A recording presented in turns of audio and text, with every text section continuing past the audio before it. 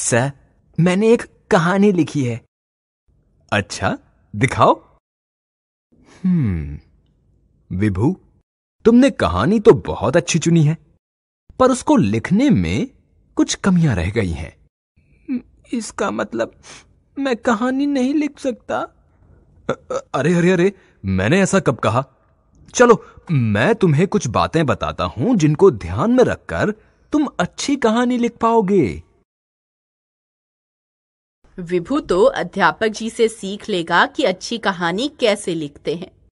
मैं तुम सबको सिखाती हूँ कि अच्छी कहानी लिखते समय किन बातों को ध्यान में रखना चाहिए, और कहानी सुनाती भी हूँ।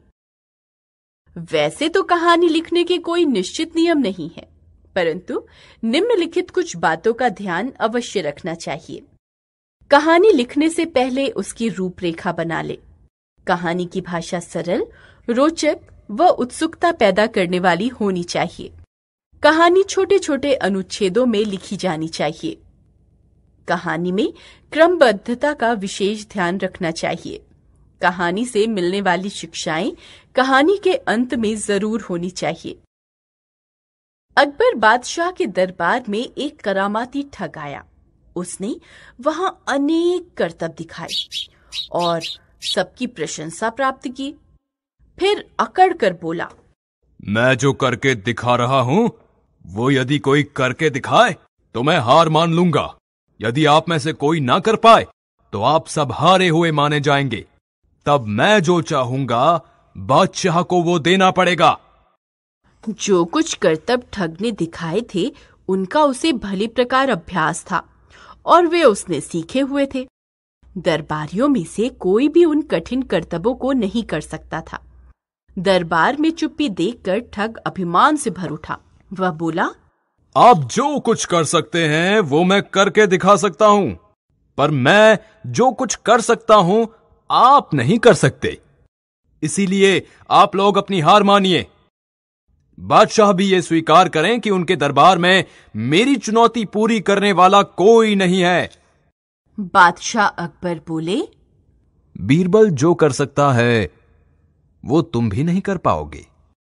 बीरबल ने बादशाह की बात समझकर खड़े होकर ठग से कहा, जो कुछ तुमने करतब दिखाए ये सब बच्चों के खेल हैं। मैं उन्हें करके दिखाऊं ये अच्छा नहीं लगता। इसीलिए सिर्फ एक ही करतब से फैसला करेंगे। मैं एक करतब आंख बंद करके दिखाऊंगा। तुम यदि वही करतब आंख खोलकर कर पाए तो तुम जीते, वरना हार मानकर तुम वापस लौट जाना। अगर मंजूर हो तो मैं करतब दिखाऊं। करतब भी क्या, एक मामूली सा काम है। बोलो। ठग ने ये शर्त मान ली। तब बीरबल ने सिपाही से 2 थालियों में रेत मंगवाया।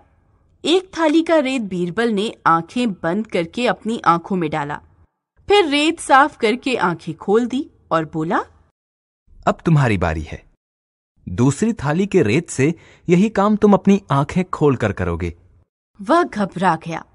अपनी खुली आंखों में रेत भला कौन डाल सकता है? बीरबल ने अपनी चतुराई से ठग को फंसा दिया था। उसने हार मान ली और सिर झुकाकर वापस लौट गया। बादशाह और सब दरबारी खुश हो गए। उन्होंने बीरबल की बहुत प्रशंसा की। बादशाह ने बीरबल को बहुत इनाम भी दिए।